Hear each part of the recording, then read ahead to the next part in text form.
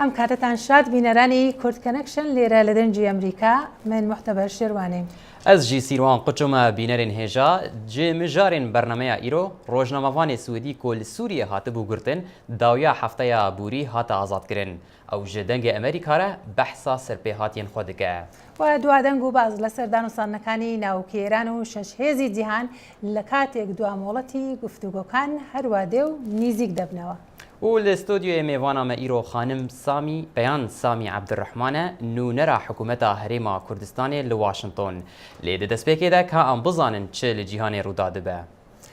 وڵاتی یەکگرتوەکانی ئەمریکا و کۆریای باشوور کەمتر لە هەفتەیەکی دیکە مەشق و مانۆڕی ساڵانە دەست پێ دەکەن ئەوەش بەپێی ڕاگەیاندنی سێشەممەی سێوەڵ بوو. بەپێی وەزارەتی بەرگری کۆریایی باشوور دوو مەشق و ڕاهێنانی تایبەتی دوی مانگی داهاتوو دەست پێ دەکرێن. ئەم مانۆڕە جەنجانە سەرچاوەی گرژی بوونە لە نیمچە دوورگەی کۆریا. پیۆنگیانگ بە ئامادەکاری بۆ داگیرکردن دەیانبینێت. سەرەتای ئەم مانگە پیۆنگیانگ پێشنیازی کردبوو کە بۆ ماوەیەکی کاتی تاقیکردنەوەکانی چەکی ناوکی ڕادەگرێت ئەگەر ئەمریکا و هەروەها کۆریای باشوور مانۆڕە سەربازەکانیان ڕابگرن. û malbatên her sê keçên Brîtanî ku tê bawerkirin bi riya Tirkiye ber bi Sûriye ve çûn da ku tevlî çekdarên İslamî bibin, bangwaziyeke derxistin tê de daxwaza vegera wan kirin. Her sê keçên ku xwendekarên heman dibistanê bûn, sêşema bûrî ji Brîtanya derketin bêyî ku tê peyaman li dû xwe bihêlin. Besalatdarên Brîtanî dibêjin ew bi firokeyekê çûne bajarê Stenbolê yê Tirkiyê. Mervên Şemîna Begum û Emîra Abbasî yên 15 salî û Kadîza Sultana ya 16 salî hevpeyvînên xwe li ser televîzyoneke Brîtanî bi girî derbas kirin. Polîsên Tirk û yên Brîtanî dest bi lêgerîna li her sîpeyên keç kirine. و لە ئەمریکا کۆمارێ دابەشبووەکان هەروە دێ و هەوڵ دەدەن ڕێگەیەکی نوێ بدۆزنەوە بۆ دەربازبوون لەو بنبەستەی لەسەر مەسەلەی کۆچباری لەم وڵاتە دروست بووە. ئەم مەسەلەیە هەڕەشەیە لەسەر داخستنی وەزارەتی ئاسایشی نیشتیمانی ئەمریکا ئەگەر تا هەینی بودجەی ئەم ئاژانسا بەپێی بڕیارێک لەلایەن کۆنگرسی وڵاتی یەکگرتوەکانی ئەمریکا دابێن نەکرێت. هەرچی کۆماریەکانن دموکراتەکان تاوانبار دەکەن دەڵێن ناخوازن بەڕێککەوتن بگەنە چارەسەرێک لەسەر ئەم مەسەلەیە. Wezîrê Berevaniya Amerîkayê nû Ashton Carter civîneke girîng li welatê Kuwêtê ji bo mezne komandarên leşkerî û dîplomatên Amerîkî li Rojhilata Navîn li dar xist. Babeta vê civînê jî danasîna stratîjiya Amerîkî di şerê li dijî Dewleta Îslamî Daeş de bû. Ev yek di demekê de tê ku gelek guhartin li dînamîkiyên şer li ser erdê li Iraq çê dibin. Herêzxendan ev raport li ser vê babetê amade kiriye. General James Terry مازنێک کۆماندارê Amerîkî li nav hêzên koalîsyonê li Iraq û Sûriye got bi texmînî pitir ji 800 hêzên Iraqî bejdar bûyne û her wiha got koalîsyona birêveberiya Amerîka alîkariyê ji bingeha leşkerî ya Ayn el-Esad dide û ji wir êrişên asmanî dikirin ji bo piştgiriya Iraqiyan. Wa diyare hêzên Iraqî hewl didin mîlîtanên Dewleta Îslamî ji bajarokê El-Bexdadî derxin. Wan cihekê nêzik bingeheke asmanî kontrol kirine û li wir marîn sîn Amerîkî rahênana hêzên xwe cihî didin. Berî kombûneka li Kuwêt di gel fermandên Amerîkiyên bilind û rêberên dîplomasî li ser stratîjiyeka taybet ya şerî, Terry ji rojnamevanan ra got mîlîtanên Dewleta Îslamî paş ve diçin piştî ku havîna borî girtin li ser Bakûra Iraqê. Li destpêka vê heyvê wî giringî neda kontrolkirina Daeş ya wî bajarokî û got ji mêj ve şer li ser vê deverê tê kirin. Sabah Qarhut serokê civata parêzgeha Embarê got hêzên ewlekariya Iraqî carek din polîsxaneya El-Bexdadê kontrolkirine û gihiştine navenda bajar. Wî got li roja duşembe şerekê mezin bû û 20 ji hêzên Dewleta Îslamî hatin kuştin. Rojnamevanê Swêdî Joakim Medîn berî demekê ji aliyê hêzên rejîma Sûriyê li bajarê Qamişlo hatibû girtin. Lê rojnamevanê 30 salî yekşema bûrî hate azadkirin. Nûçegihanê dengê Amerîka li Qamişlo Zana Umer li gel birêz Medîn rûnişt û ev raport di encamê de amade kir. Rojnamevanê Swêdî Joakim Medîn piştî hefteyekê ji zindankirina li Sûriyayê hate azadekirin. Medîn yê 30 salî di hevpeyvînek taybet ev dengê Amerîka çîroka girtina xwe anî ziman. Yes, so I've been here for over 3 weeks now. For sure all my plants back home have died.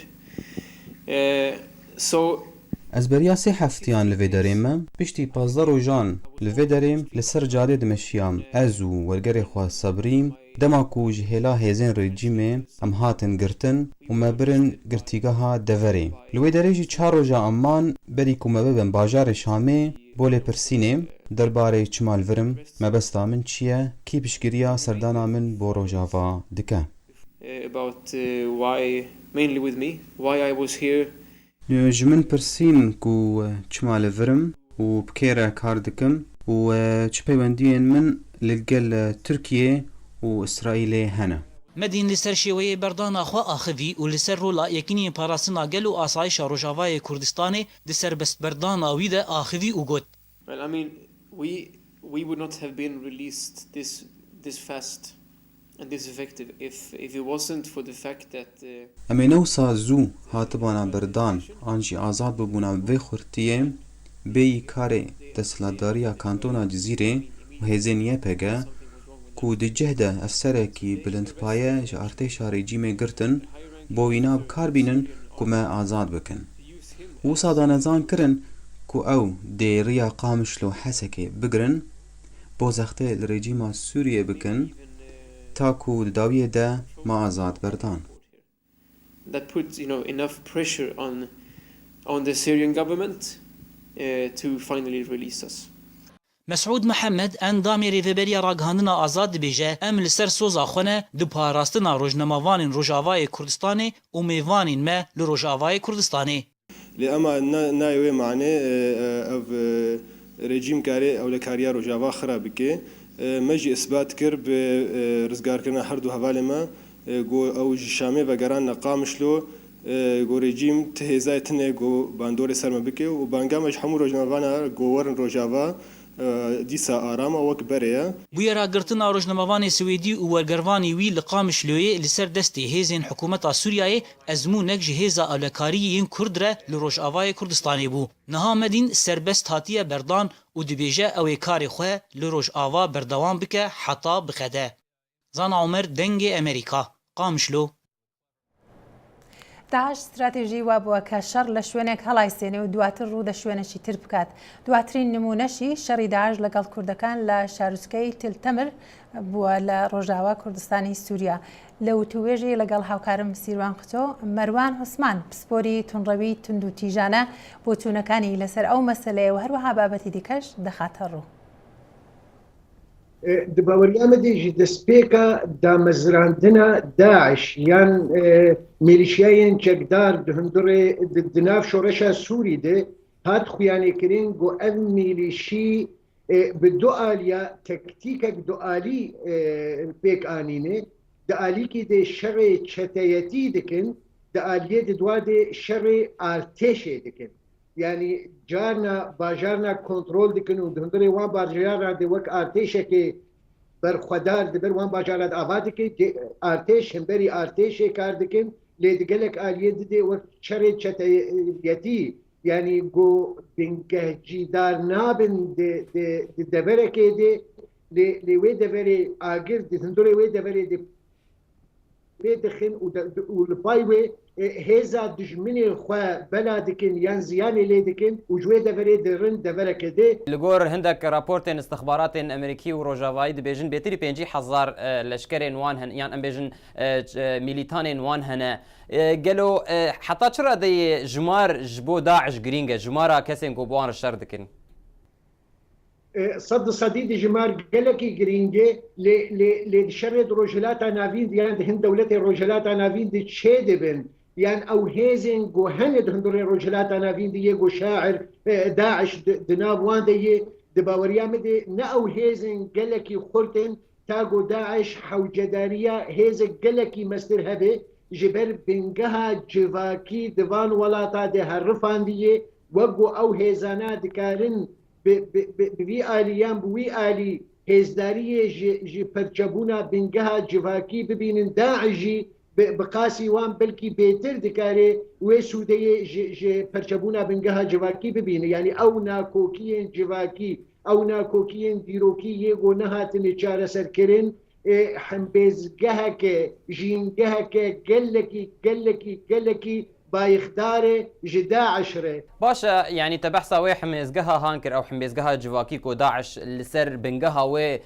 خلكي بآلي خود دكشينه جبلي او كسين كوج ولاتين دن تين دناف كرداد افتشتني يعني حميزقها كجواكي يعني غاليري داعش را دناف كرداد تنيا اللي تفولوجي داعشين دخوازه دفرين كردي كنترول بك افيك هلبت اويكي استراتيجي تشرو فكرن تذكري وي جرينجا استراتيجيه روجافاي كردستاني وباشور كردستاني تماشافانا راشرو بكي حمو جواكن روجلاتا نافين يعني جواكن نابينا دكافانا دي جهانا اسلامي جركيه كوي ديروكي جهبري داعش رهيه لكرد وقت تايبت منديه كان نتوي وقت ناسناميه نتوي دناف كردان دي جناسلاميين دي هنا خورترو بلاستري دبين مزنترين كلام دي بيشا داعش دي قبوري بوچيني خود بچيك بكي ودبين بهسترين دجمن هم بری داعش دروجلات نافين يعني انكا مروف تيدك هي يعني مروف دكاره بيجا كو كرد بونا استنج لبيش بروجيا داعش يا خلافتك اسلامي لهرمي داعش دبينه بو يك صدم نكارينا ويغو بروجيا ف يا خلافته يا گو دموسله ده نشاندا و دست پیکن و نکاره بری دورنده يعني ایرو کرد هلن جو خاكا خلافته نابينا دكافانا دل سوريا والعراق دبي برشا دبي كرد بن استين ديكتيا في خاكا هاني دي قالكي جرين جي داعش دباوريامد بريجي لويجري بدروجي بيش بيتر جدا عشرة جو شرند جوار هم بري كردان لسان عردي تشد روج آبادي وتشد باشوري كردستان دي لدار خيمه نویزکار و پسپور کاروبار سیاسی مروان عثمان ته مرابوج آلمانیا گل لکسپاس بو و بجداریاته لوی دماکو جیهان ده بر خود داکو چونا شروان بیان بو سوریه و عراق راوستینه رخصتن نه حکومی خما خود دردخینن درباره جیانا جن و میرن کو دچن و هرمی لی نبم بستا کو چکان هلگرن اف راپورتا به بحثا و یکی دکه ئەو گردە ڤیدیۆیانەی بە شارەزایانە بەرهەم دەهێنرێن کە داوا لاوانی دەبنە پەیڕەوکارانیان بۆ جیهاد دەکات ئەمەش بەشێکە لەوەی بەرپرسانی هەواڵگیری دەڵێن دەوڵەتی ئیسلامی کردوتە ئەو پەڕی شارەزا لە بواری میدیاکاریدا بە بەراورد لەگەڵ ڕێکخراوە تێرۆریستەکاندا. ئەو کاتە بە سەر چووکە ئیمە لەگەڵ گروپەکانی تیرۆریستیدا سەر و کارمان هەبوو وە کەسانێک بە دەمامەک و دەمانچە. کێنش سانیزارۆڤ دەڵێت ئەوانەی خەڵک بۆ گروپی دەوڵەتی ئیسلامی ئامادە دەکەن لە هەموو شوێنێک هەن. ئەوان تەکتێکی جۆراوجۆر بەکاردێنن لە نیوانیان لە نزیکەوە چاودێریکردنی ڕێگای هاتوچۆی کار و کێشەی کەسێک وە چۆن ئەو کەس لە ناو گروپ و کۆمەڵگادا سەرۆکاری هەیە. سانی زارۆڤ دەڵێت بایەقدان بە شیانی ئامادەکردنی خەڵکان بە تایبەت لە ژناندا کاریگەرە ئەوانەی ئەگەر هەتا تەمەنی 25 ساڵی شویان نەکرد بێت ئەم کچانە لەلایەن کۆمەڵگەی قرغیزیەوە تەریک دەکرێن ئەو کاری کە زۆر جار لەو ژنانە ڕوودەدات کە ڕوو لە خوێندنی وەک پزیشکی دەکەن بەڵام دەوڵەتی ئیسلامی چارەسەرێک بۆ دەربازبوونی ئەم ژنانە لەو قەیرانە دەدۆزێتەوە. هەڵی هەڵاتن لە کۆمەڵگای خۆیدا و پەیوەندیکردن بەم کۆمەڵگایە کە لەوێدا بە چاوی نزم تەماشا ناکرێت. گروپی دەوڵەتی ئیسلامی لە ڕێگەی هەوادارانیان لەسەر ماڵپەڕە کۆمەڵایەتەکان یارمەتیان بۆ ئامادەکردنی خەڵکان بەدەستێنەوە. ڕۆبەرت برادکی باڵوێزی ئەمریکا گوتوێتی ئاشکرایە کە ئەو کەسانە خراونەتە کارەوە. ئەوان لەوانەیە پێشەوتوانەیەکیان هەبێ کە شیانی بەکارهێنانی هەبێت جا توانایی و شارەزایان لە تۆڕە کۆمەڵایەتیەکان یاخۆت لە چاکردنەوەی ئامیر و کەرەستەکان و یاخۆت پزیشکی و شارەزایی تر. لە ئێستادا زۆرێک لە خەڵکان ئەوانەی شەڕەوانان نین و پەیوەندیان بە ڕیزەکانی دەوڵەتی ئیسلامیەوە کردووە ڕوون و ئاشکرانیە بەڵام بەرپرسانی هەواڵگیری ئەمریکایی دەڵێن پتر لە نیوەی کۆی ئەوانەی ئێستا بەرەو عێراق و سووریا بۆ جیهاد دەچن هەوڵی چوونە نێو ڕیزەکانی دەوڵەتی ئیسلامی دەدەن. سمکۆ عەزیز دەنگی ئەمریکا.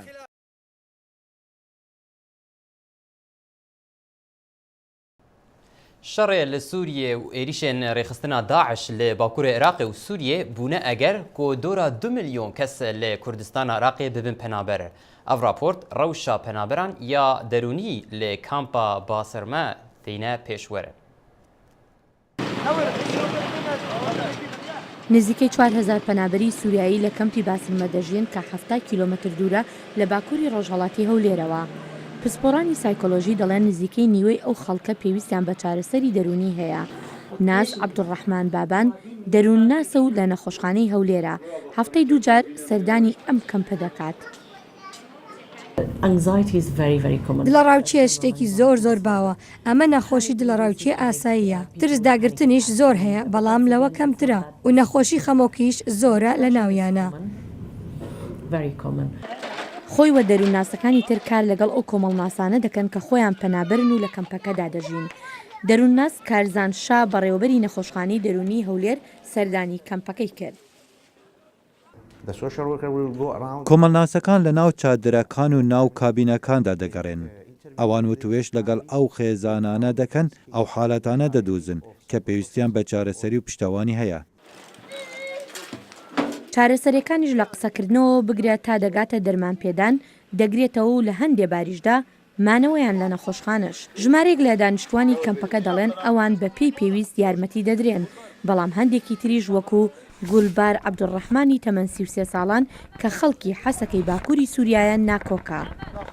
والله بس ام تخوازن بشكي اعتنائي ما بكن يعني ام تخوازن نفي اكتني ام ناخذ في اكتني مسيطر سرمه ام تخوازن هن غيري ما مش ناف درقن نبيش بو خد اشتغل مش ناف درق الحمد لله لازم مقتدر بس هي افزل مايا درماني 20 ورقه حفظه ورقه حقي نال ماليت حقي ناتنا ام تخوازن بشكي منظمه يدم بين منظم يو ان بمسؤوليه يو ان بيجمع نا شارك كشك وظفها دن المتقرن تسجيل وبس ما تشتغل نديتي يعني اشتغل ابسط مثال عكازن نانين تەنها نزیکەی 24 پزیشکی دەروونناس لە هەولێر و دەوروبەری هەیە. بابان دەڵێت هاتنی ژمارەیەکی زۆری ئاوارە بۆتە گرفت بۆ خزمەتگوزاری دەروونناسی خۆجێیش. کێشەکە ئەوەیە کاتێک دەزانیت شتێکت دەوێت و سەرچاوت بۆ نییە و کاتێک دەزانیت کەسێک لە بەرامبەرتە پێویستیەکی زۆری هەیە ئەمە ئازارت دەدات. پزیشکان دەڵێن ژمارەیەکی زۆری ئاوارەکان زۆر تووڕەن و ڕقێکی زۆریان لەدڵدا زۆر سەختە بۆیان بگەڕێنەوە ناو ئەو هێرشبەرانە بژین کە ڕۆژانێک دراوسەیان بوون. ئێران و زلهێزەکانی جیهانی کە خەریکی وتوێژ بوون سەبارەت بە پرۆگرامی ناوکەیران قایل بوونە دانوستانەکان زیاتر بکەن لەسەر ئاستی بەڕێوەبەرانی سیاسی لە هەفتەی داهاتوو. لەم دەمەی هەردوو لاش کار دەکەن بۆ گەیشتن بە کارنامەی ڕێکەوتن تا کۆتایی مانگی 3. وتوێژکاران لە ڕۆژی دووشەممە گفتوگۆی نوێەکانیان ڕاگەاندن لەو دەمەی کۆبوونەوەکان بەڕێوەچوون نێوان جان کێری وەزیری دەرەوەی ئەمریکا و هەروەها محەممەد جەواد زەریف وەزیری دەرەوەی ئێران کۆتاییان پێهات. لەم کاتەی خەریکن دواوادەکەش نزیک دەبێتەوە ناڕزایەتی ئیسرائیل بەرامبەر بە سەودای ناوکی لەگەڵ تاران زیادی کردووە. وڵاتە یەکگرتووەکانی ئەمریکا و ئێران دەڵێن کەمێک بەرەو پێشچوون لە وتوێژەکانی ژنیف بەدەست هاتووە بەڵام هێشتا گیرروگرفتن کە پێویستە چارەسەر بکرێت. ئەلبەتە یەکێک لە بربەستە سەرەکیەکان مەسەلەی ئاستی چڕکردنی ئۆرانیۆمی ئێرانە. لایەنەکان هەروەها نەیانتوانی لەسەر ژماری ئەو سەنتەرفیوجانە ڕێک بکەون کە ڕێدەدرێت بە ئێران بیخاتە گەڕ. جان کێری وەزیری دەرەوەی ئەمریکا دەڵێت زلهێزەکانی جیهانی بیرروبۆچوونی داهێنەریان بۆ ئێران پێشنیار کرد بۆ بەدەستهێنانی ئامانجەکانی. هەنووکە ئێمە بۆمان دەردەکەوێت کە ئایا ئێران دەتوانێت یان ناتوانێت قسەکانی و خواستی خۆی لەگەڵ یەکدا بگونجێنێت تا پیشانی بدات پرۆگرامەکەی بە تەواوی ئاشتیانەیە لە ڕێی کردارەکانی کە پشتڕاست بکرێنەوە و بڕیارەکانی کە پشتڕاست بکرێنەوە ئەوانی بۆ جێبەجێکردنی ئەو ئامانجە پێویستن. وڵاتی یەکگرتووەکانی ئەمریکا دەڵێت وتوێژکەران بە دوای پابەندبوونێکی پشتڕاستکراو لە ئێرانەوە دەگەڕێن کە نەبێتە مای دروستکردنی چەکی ناوکی. جاش ئەرنس وتەبێژی کۆشکی سپی دەڵێت دەرفەتی گەیشتن بە ڕێکەوتنێکی گشتی هەتا دوامۆڵەتی لە کۆتایی مانگی 6دا 50-50. هەندێک کەسان لە نێو ڕژێمی ئێراندا هەندوو دڵن لەوەی ئەو جۆرە پابەندبوونە ببن هەر بۆیە تەنانەت گەر وتوێژەکان کەمێک بەرەو پێشچوونیش بەدەست بێنێت ئێمە بەردەوام واقعی دەبین لە مەڕشیانی ئەو سەرکەوتنە. کۆشکی سپی دەڵێت بەنیاز نییە درێژە بدات بە وتوێژەکان بۆ دوا کاتی دوامۆڵەتی. جیمز ئاکتن شیکەرەوەی ڕێبازی ناوکی دەڵێت هەردوولایەن تێدەگەن لەوەی ڕێکنەکەوتن لە ڕێکەوتنێکی خراپ باشترێکە. ناکۆچێکی زۆر لە ئارادان سەبارەت ئایا سەودایەکی چاک یا سەودایەکی خراپ چی دەگرێتەوە، بەڵام من پێم وانێ هیچ کەسێک ناکۆک بێت لەگەڵ پرینسیپی ئەوەی ڕێک نەکەوتن لە ڕێکەوتنێکی خراپ باشترێکە. لەمدەمەی وتوێشکەران بیر لە هەنگاوەکانی داهاتوو دەکەنەوە ئیسرائیل ڕەخنەی زیاتری لەو ڕێکەوتنە دەگرێت وە دەڵێت دەبێتە هۆی ناسەقامگیری هەرێمەکە. من لەم هەفتەیەدا بەرەو ئەمریکا بەڕێ دەکەوم تا بۆ کۆنگرسی ئەمریکایی ڕوون بکەمەوە کە ڕەنگە کاریگەری لەسەر چارەنووسی ڕێکەوتنەکە هەبێت کە ئایا بۆچی ئەم ڕێکەوتنە بۆ ئیسرائیل و هەرێمەکە و هەروەها تێکڕای جیهان مەترسیدارە. ناتانیاهو ئاماژەشیدا بە راپۆرتی ئەم دوایەی دەستگای نێودەوڵەتی وزەی ئەتۆمی کە دەڵێت نیگەرانی لە ئارادایە سەبارەتشیانی هەبوونی جموجۆڵی پەیوەست بە ناوکیەوە بە شێوەیەکی نهێنی لە ئێراندا. شایان پاشا، دانی ئەمریکا. لەوە تای مانگی 6 ساڵی ڕابردووەوە گروپی دەوڵەتی ئیسلامی ناسراو بە داعش شاری مووسڵی داگیر کرد و بە دوایدا ئەو هەموو ناوچەی کەوتنی ئەو شارە دەستی کەوت بوو کەوتە پەلاماردانی ناوچەکانی هەرێمی کوردستان لە پێش هەمویانەوە شنگال، پاشان مەخمور و جەلەولا و سعدیە و تا دوایی تاکە هێزێکی لەو ناوچە و بە درێژایی سەدان کیلومتر بە شێوەیەکی سەرەکی ڕوبەڕووی داعش وەستاوەتەوە. هێزی پێشمەرگەی کوردستان بووە بەڕێبەرایەتی ئەو بۆمبارانکردانەی ئاسمانی ئەمریکا دەیان کات. ئەم شەڕە تا ئێستا گیانی بۆتە هۆی مای لە دەزانی گیانی هەزار پێشمەرگە زیاتر و چەندین دیری هەزاری دریژ بریندار بوونە. ئەوەی جێگای سرنجە کە زۆر دەبیستین ڕەخنەی ئەوەیە دەگیرێت کە وەکو پێویست هاوکاری هێزی پێشمەرگە ناکرێت لە ڕووی دابینکردنی چەکی قورس بۆ ڕوبەڕووبوونەوەی ئەو چەکە قورس و نوێیانەی کە دەستی داعش کەوت بوون لە گرتنی مووسڵ و هەروەها ناوچەکانی دیکەی ژێردەستی سوپای عێراق و هەروەها جگەلەوە ئەو شەڕە هەرێمی کوردستان دووچاری قەیرانی داراییش هاتووە لە ئاکامی بڕینی بودجەی هەرێم لەلایەن بەغداوە. ئەم مەسەلانە و مەسلەی زیاتر دەخینە بەرباز لەگەڵ میوانی بەرنامە خاتوو بەیان سامی عەبدوڕەحمان نوێنەری حکوومەتی هەرێمی کوردستان عێراق لە ئەمریکا. زۆر بەخێربەی بەیان خان. زۆر سپاس. بەیان خان پێم خۆش بوو بە مەسلەی داعش دەست پێ بکەین. جەنابەت سەرەتا پیرۆزبایش لێ دەکەم کە دەمێک نییە ینی چەند هەفتەیەک دەبی هاتون تا ئەمریکا دەستان بارکی نوێتان کردووە پیرۆزبای لێ دەکەین.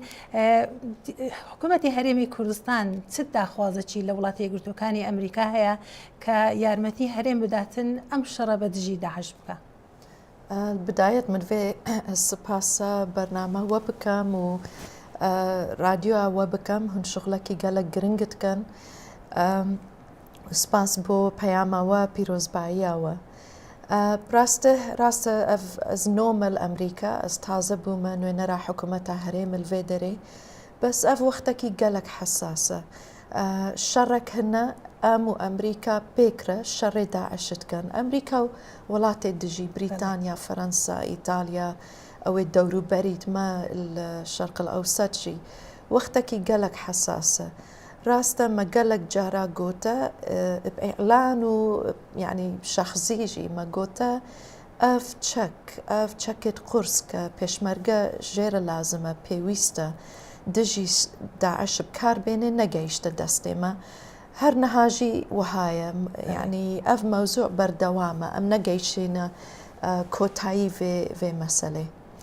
باشە بەیان خان ئەوەی کە نەگەشتوێتێ ئایا یارمەتێکە لە کۆمەلگای نێونەتەوەی بابوونڵێن لە ئەمریکاوە ئەو چەکە ناگاتێ لە هاوپەیمانانی یان دەبێت ڕاستە و خۆ بدرێ بە هەرێمی کوردستان یان لە عێراق لە بەغدایە و لەوێ گیری خواردە بەڕای جەنابەت هۆیەکە چییە؟ نکارین بێژین چەک نەگەیشتە کوردستان چەک گەیشتە کوردستان یعنی بەس ئەوێ مەدوێ ئەوێت قرس تانکش مەرە لازمنە هەلیکۆپتەرش مەرە لازمنە داعش gelek TNT tiştêt wiha bikartîne tiştêt wiha ji me re lazim min e. Bo nimûne Almanya çekekî bi navê Mîlan hênarbûj pêşmerge re ev tiştekî gelek baş e û serkeftiye. Me çekêt wiha qurstir jî divên bi İngilîzî dibêjin advanced heavy weaponry. Çekêt wiha nahênirin çekê di rastet hênêrine.